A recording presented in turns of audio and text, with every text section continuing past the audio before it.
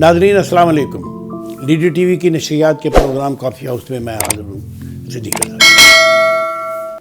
ناظرین، مسلم لیگ نون کی نئی چیف آرگنائزر، جیسے ظاہر ہے ان کے والد کے ایمان پر ان کے چچا نے مقرر کیا ہے، وہ لندن سے لاہور پہنچ چکی ہیں۔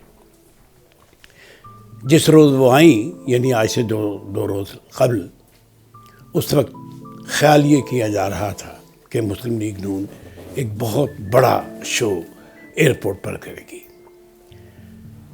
1 بجے تک، جب تک اس خاتون کے آنے کا وقت پہلے دیا گیا تھا، کوئی قابل ذکر وہاں پر لوگ موجود نہیں تھے، لیکن جب وہ آئیں تو بہت محنت کے بعد جو مجمع وہاں اکٹھا ہوا وہ قابل ذکر تھا، مطلب ٹھیک تھا مجمع، لیکن وہ ایسا نہیں تھا جس طرح کا مجمع کہ تصور کیا جا سکتا تھا کہ بہت چیخ و پکار کے بعد، یا یہ کہ بہت بڑے دھم دھڑکے کے ساتھ اعلان کیا جا رہا تھا کہ دیکھیں مریم نواز آ رہی ہیں، مریم نواز آ رہی ہیں اور وہ یہ کر دیں گی اور وہ کر دیں گی۔ بہرحال لیکن ایک اور صورتحال بھی ہے اس میں، اور وہ صورتحال یہ ہے کہ ہمیشہ ہر جلسہ، ہر جلوس اپنے اختتام کے بعد اپنا ایک پولیٹیکل ریئیکشن چھوڑتا ہے،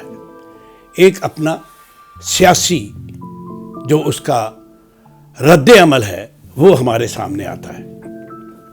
لیکن یہ ایک حیرت ناک بات ہے، اس میں حیرت چھپی ہوئی ہے کہ مریم نواز کے استقبال کے بعد پنجاب میں سیاست میں کوئی ایسا تحرک دیکھنے میں نہیں آیا، کوئی ایسی تحریک، کوئی ایسا بھونچال، کوئی ایسی تبدیلی رونما نہیں ہوئی جسے دیکھ کر ہم یہ کہہ سکیں کہ عمران خان کی جماعت یا عمران خان کا جو عوامی پذیرائی ہے، اس کے مقابل کوئی نئی قوت جو ہے وہ ہمارے سامنے آ گئی ہے۔ اس سے پہلے یہ بات عام ہمارے سامنے ہو رہی تھی کہ تحریک انصاف کے اراکین پارلیمنٹ میں سے بہت سے لوگ جو ہیں وہ تحریک انصاف کو چھوڑ کر مسلم لیگ نون کی طرف آ رہے ہیں، کیونکہ ان کا یہ خیال ہے کہ آئندہ انتخابات میں جو موجودہ حکومت میں اس وقت موجود ہے وہ کوئی اپنا کردار ادا کرے گی۔ جس طرح محسن نقوی کے بارے میں کہا گیا، بلکہ حقیقت ہے کہ وہ تو بہت زیادہ آصف علی زرداری اور پی ڈی ایم کے بڑے چہیتے ہیں، اور اس میں کوئی شک ہی نہیں ہے کہ وہ پنجاب میں کوئی ایسا کردار ادا کریں گے، اور انہوں نے شروع بھی کر دیا ہے جس طرح لوگوں کی گرفتاریاں ہو رہی ہیں۔ اس کے ساتھ ساتھ ایک اور خبر بھی تھی، اور وہ خبر یہ تھی کہ خود مسلم لیگ نون کے اپنے اندر مریم نواز کی اس اپوائنٹمنٹ کے خلاف آوازیں بلند ہونی شروع ہو گئی ہیں۔ اب مسلم لیگ نون کے اندر بہت سے لوگ، جن میں میرا خیال ہے کہ سعد رفیق کا گروپ جو ہے وہ بڑا ووکل ہے اس سلسلے میں کہ اگر پارٹی کے اندر جمہوریت نہیں تو پھر ہم لوگ کیا کر رہے ہیں، کس بات کی جمہوریت ہم مانگتے ہیں۔ ملک میں ہم جمہوریت مانگتے ہیں لیکن ہماری پارٹی کے اندر جمہوریت موجود نہیں۔ 3 آدمی بیٹھتے ہیں اور وہ پاکستان کے مستقبل کا اور پارٹی کے مستقبل کے بارے میں فیصلہ کر لیتے ہیں۔ شہباز شریف بیٹھتے ہیں، نواز شریف بیٹھتے ہیں، مریم نواز بیٹھتے ہیں، ان کے خاوند شاید بیٹھتے ہوں گے، یا اسحاق ڈار وغیرہ، یہ اور ایک تو ان کے شہباز شریف کے صاحبزادے۔ لہٰذا اگر پارٹی کو چلانا ہے تو پارٹی کو چلانے کے لیے یہ بہت زیادہ ضروری ہے کہ پارٹی کے اندر ڈیموکریسی جو ہے وہ لائی جائے۔ اور اس سلسلے میں بہت سے لوگ، خود شاہد خاقان عباسی کا رویہ آپ دیکھ رہے ہیں، نہ صرف شاہد خاقان عباسی بلکہ اور بہت سے لوگ ہیں جو یہ سوچ رہے ہیں کہ اس طرح اگر اس خاندان کے 3 افراد نے ہی پارٹی کو چلانے پر مصر رہے تو پھر وہ بھی ادھر ادھر جھانکتے پھر رہے ہیں۔ ناظرین، جو موجودہ حکومت جسے ہم ایک نگران حکومت کہہ رہے ہیں، جوں جوں اس کا وقت گزرتا جا رہا ہے، آنے والے انتخابات کے حوالے سے عوام متفکر ہیں.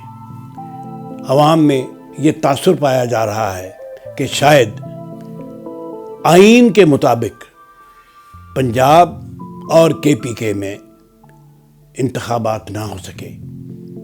آئین تو یہ کہتا ہے کہ جس روز آپ اسمبلی ڈیزالو کریں اس کے 90 دن کے اندر اندر آپ انتخاب کرا دیں، لیکن اب تو بہت دن تو ویسے ہی گزر گئے، تقریباً 7-10 دن تو گزر گئے، اور یہ دن اگر گزر گئے تو وہ 90 دن کے عرصے کا ابھی تک اعلان نہیں کیا گیا، حالانکہ اعلان کر دینا چاہیے تھا.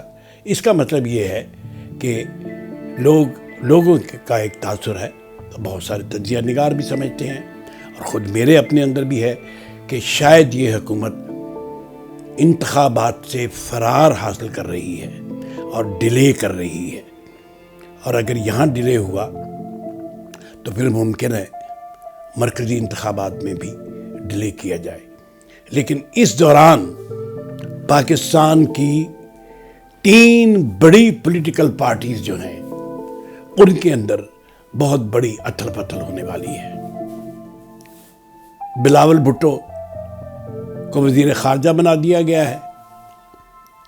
یہاں پر بھی ایک بڑی اہم بات ہمارے سامنے آئی ہے، اور وہ بات یہ ہے کہ اگر ایک ہفتہ قبل روس کا ایک وفد، روس کے ایک وزیر کی سربراہی میں آنے والے وفد کے ساتھ تمام معاملات طے پا گئے تھے، تو پھر اچانک بلاول بھٹو صاحب کو 2 دن کے لیے ماسکو کیوں جانا پڑا ہے؟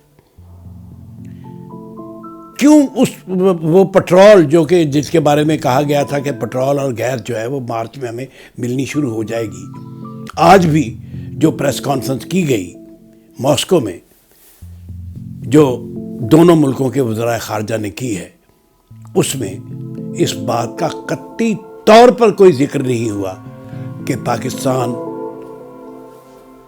روس سے جو سستا تیل اور گیس درآمد کرنا چاہتا ہے اس کے بارے میں کیا فیصلہ ہوا ہے. یہ بات ضرور ہوئی ہے، روس کے وزیر خارجہ نے یہ بات ضرور کی ہے کہ امریکہ اس میں رکاوٹیں ڈالنے کی کوشش کرے گا، لیکن پاکستان اپنے قومی مفادات کے حوالے سے ہی فیصلہ کرے گا.